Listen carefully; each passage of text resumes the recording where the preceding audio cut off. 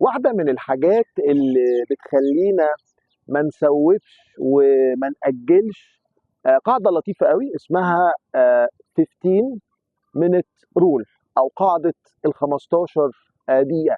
طيب القاعدة دي بتتكلم عن إيه؟ القاعدة دي بتقول لك لو في عندك حاجة أنت مش حابب تعملها وتقيلة عليك وصعبة عليك، ابدأ بيها الأول واشتغل عليها لمدة 15 دقيقة. تمام؟ بس بشرط ما تعملش حاجة تانية، يعني كل ال 15 دقيقة بتقضيها في إنك تشتغل على الحاجة دي. يعني مثلا حد عايز يوضب أوضته والموضوع تقيل قوي عليا، فأعمل إيه؟ خلاص النهاردة لمدة 15 دقيقة هبتدي أوضب في الأوضة. الفكرة هنا إن الواحد يبدأ.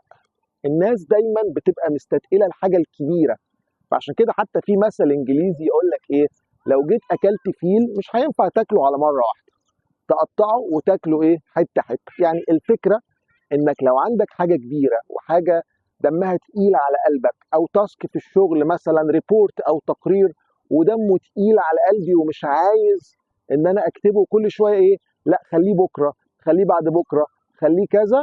لا، عشان ما تسوفش ادي 15 دقيقة بس واشتغل على المهمة أو التاسك اللي أنت مش حاببها، وركز بس في الحاجة دي. بعد ما ال 15 دقيقة دول يعدوا، لو لقيت نفسك حابب تكمل كمل، لو لقيت نفسك مش حابب تكمل يبقى ستوب، مفيش مشكلة خالص، وتاني يوم برضو اشتغل لمدة 15 دقيقة على نفس الحاجة.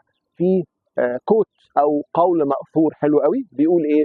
بيقول small steps بتساوي big results.